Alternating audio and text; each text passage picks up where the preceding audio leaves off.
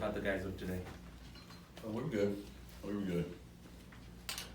You talked Sunday about seeing everybody on time and taking notes. Did you see any other signs today that the focus and commitment was where you wanted it to be? They were all here, all on time. We get in at 5:30 a.m. They were all here and ready to go. Coach Sarkisian said yesterday that he thinks sometimes a wounded team, a team that's back into the corner, is the most dangerous team to play against. Do you see some signs from your guys that they have that kind of energy or that edge to them?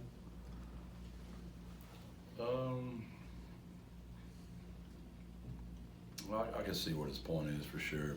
You know, when you're the one that's wounded, you don't feel good when you're wounded. What is Texas? Obviously, they do a lot of stuff good, but what do they do? What are some of the things that you have to watch out on film? One, they're very good coaches. I mean, he's as good a play caller as is in the country. Defense coordinator haven't been together now for a minute. I gave the analogy, like we went up there last time, our team was all back. We knew who we were. We had a real identity. We felt confident going in there. And his team was kind of trying to figure itself out. Man, we played with them for a while. Now, you know, we're a team in transition. We had to replace quite a few players of very much importance to us on both sides of the ball and special teams as well. And he's kind of in a spot where a lot of his guys are returning and solidified, and guys, you know, going right where he needs to be right now. So I'd say that's the biggest difference. When we do our evaluation of their talent, you know, like we thought that when we played them, you know, 2 years ago, they had 6 to 7 really good players on each side of the ball, and now all their starters are really good and their backups are really good too. They've done a fantastic job. Jeff, what about that environment? I guess, how do you prepare your team to go into a place like that? It was really impressive last time we were there. It's as good of an environment we've ever played in front of. Obviously, last time you guys were up there, tie game at halftime, hostile environment like that. You played in another hostile environment last year against Tennessee. From your experience, what's, I guess, the key when you go in on the road to an environment like that to staying in the game as long as possible? You've got to play at a level that maybe above what you possibly are capable of, and they'll have to play a notch below in order for us to, you know, have a chance. Are you optimistic that your guys will play to that level? You always go into the game optimistic that they're going to play to that level. Coach, you said a couple of times that it's kind of a transition year, that you don't really have your identity right now, and Texas does. You know, in the past 4 years, you've kind of had that identity. How different is that for you to coach a team where you're still trying to figure that out? Well, it's just more of we were really young when we got here, so we got to keep a lot of players around for a long time that we played with for a long time. And, you know, there's been an evolution, you know, naturally here lately that you got to replace those guys. So early in the year, when you had to replace quite a bit, and you happen to play teams that have a whole lot coming back, that creates a tougher chance for you to be successful. And it's just part of the game of football. And you do it long enough, you'll have teams that have a bunch of guys back, and you'll feel really good early in the year. And you do it long enough, you'll have teams that transition and, you know, natural graduation. And now with transfer portal, some of that, you know, you lose a couple of kids that way. So it's just the evolution of the game. And when you're at a program, as long as we have been, you know, 5 years now, it's part of the evolution. And you hope with a lot of these guys that are out there that are younger, you can keep them around. And, you know, as the year progresses and then the years to come, you're that team that's got a bunch of starters back and guys that have played a lot of minutes. But I'd say a veteran quarterback going into a hostile environment is preferable. And, you know, our guy will be making his second, you know, road start in his career.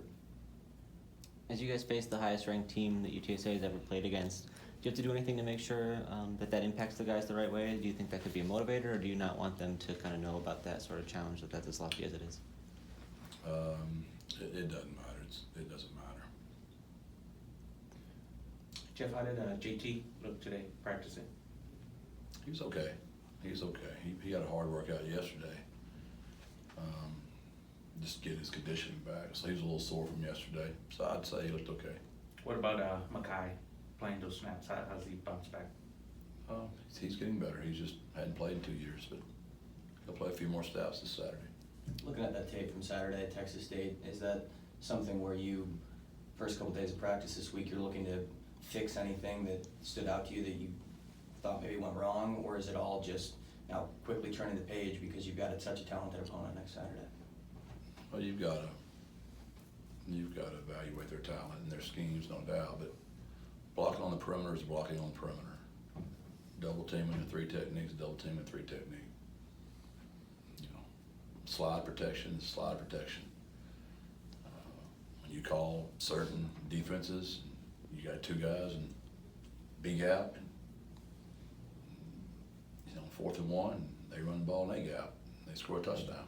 So it's always little things, and I told them before the game, when you play big games, you find out about yourself during the game, but you find out a lot about yourself after the game, and we weren't ready for the moment, and I'm the head coach, so it's no one's fault but mine, but we weren't ready for the magic moment, and I gave the analogy that, you go downstairs in your cellar and turn on lights, and the rats scatter. Well, the rats are always there. The lights expose the rats. And I understand I'm the head coach, I'm supposed to already know the rats. But you need to play big games because the lights come on and you get exposed.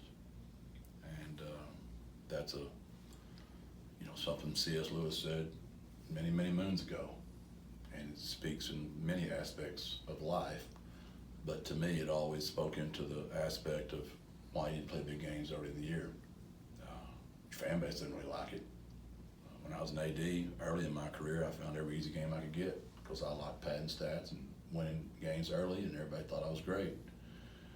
As you progress through life, in order to win championships, you got to play really good teams, and sometimes you got to take your medicine to figure out where you really are. And I'd say the lights came on, and we got exposed, and we got to fix. And I didn't mean like we have like little rats on our team. Our kids are wonderful.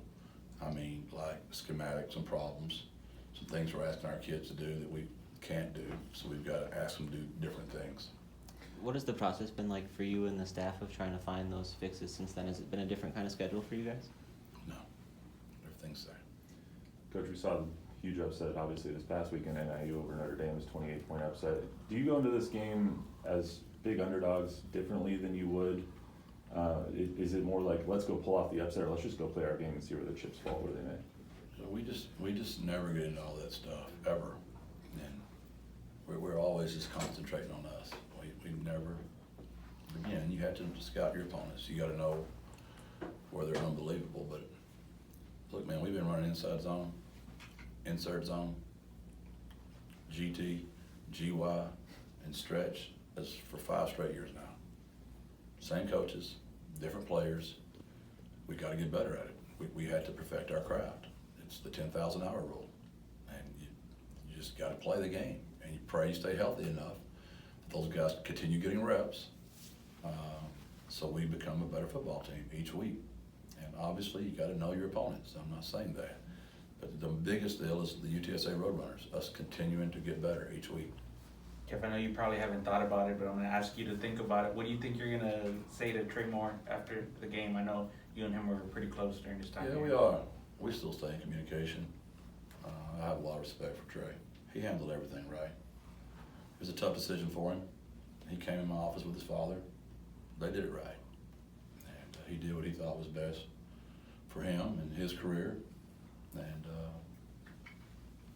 I would hope he has the same admiration back. I know we do for him.